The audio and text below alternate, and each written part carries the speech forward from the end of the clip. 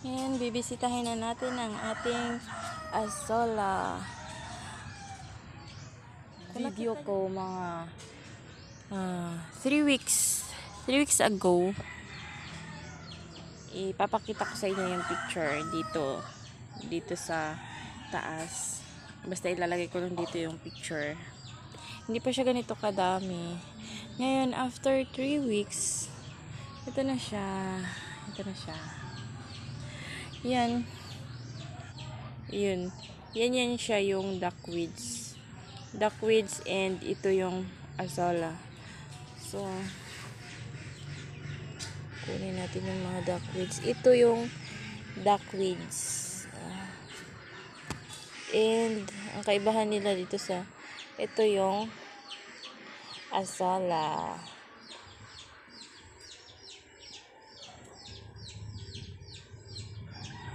Ito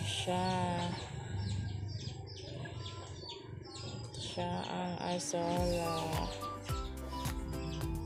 So, balik natin. Ang daming duckweeds.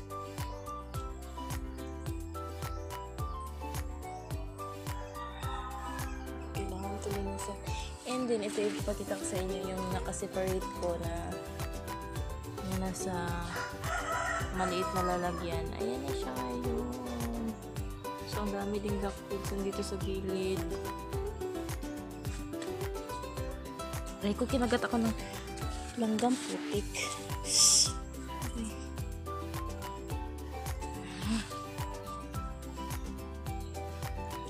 Ayan na siya. Ikutin muna natin doon bago tayo maglinis. Ang daming langgam dito sa gilid. Ayan, lumaylay na yung mga yung mga nilagay namin. Ayan, dumami na. Yun ako, nag-overflow. Ayan o. Lumabas na yung ibang azola. Ayun sa labas. Lumabas na yung ibang azola. Ito, ang dami. Ang dami nila. Ayan.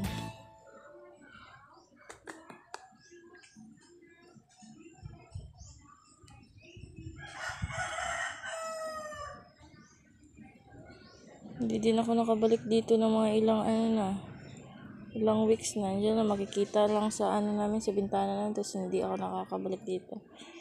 Ito, ang dami na ng duckweeds na tumubo. Ganun talaga pag may azola.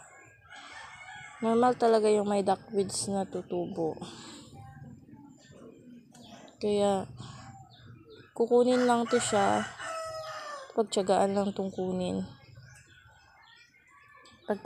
kunin para hindi niya matabunan yung ating azola. So, kasi kinukuha niya yung space ng azola, and the same time nakikihati siya sa nutrients na kinukonsume ng azola. Kaya kailangan to siyang kunin.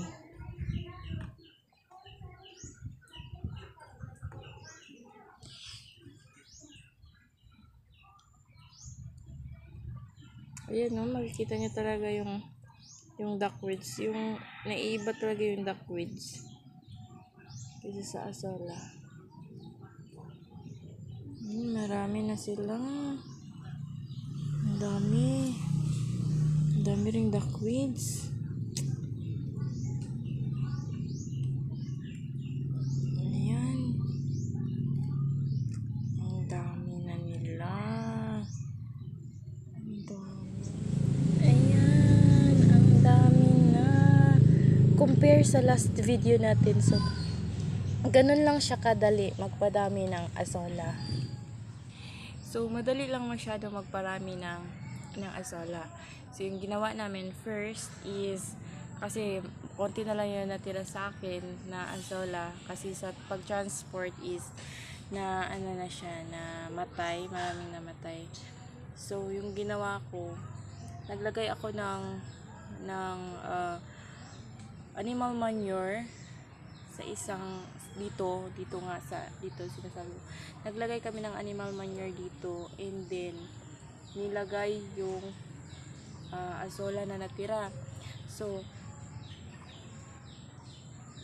yun. So, sa mga nagtatanong dun sa akin sa una kong video na paano padamihin ang azola. Simple lang, madali lang siya masyadong dumami. Kailangan mo lang siyang lagyan ng animal manure. Kailangan maraming animal manure na makaka-provide ng nutrients sa kanila at mabilis lang silang dumami. And ito pa yung pinaka-importante pag nag-aalaga kayo ng azola is yung shade nila. Yung sa amin, ito na sira-sira na nga. Yan lang yung nilagay namin. Para hindi kasi sila kailangan ng sunlight. Ito dito, open naman dito. Diyan, open naman dyan. Pero naglagay kami ng konting shade. Yan. Para hindi sila mainitan.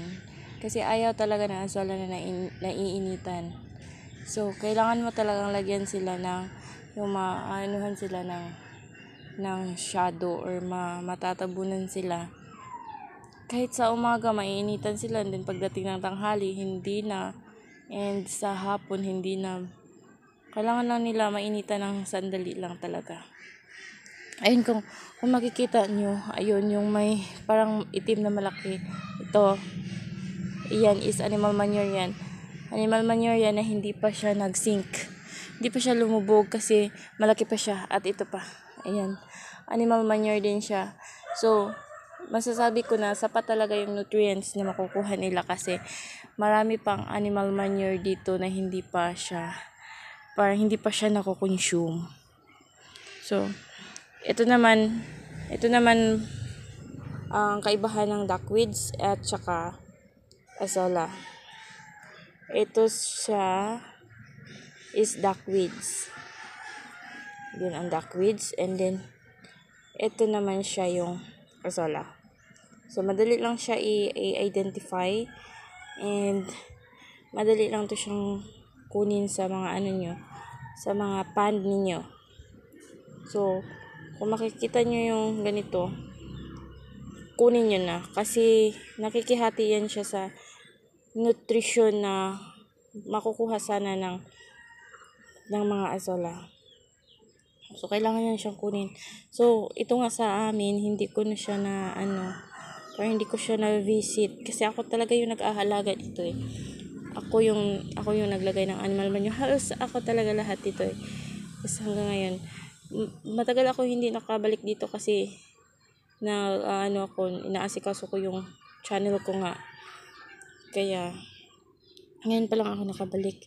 So, ito na siya, marami na siya, and marami na ding duckweeds.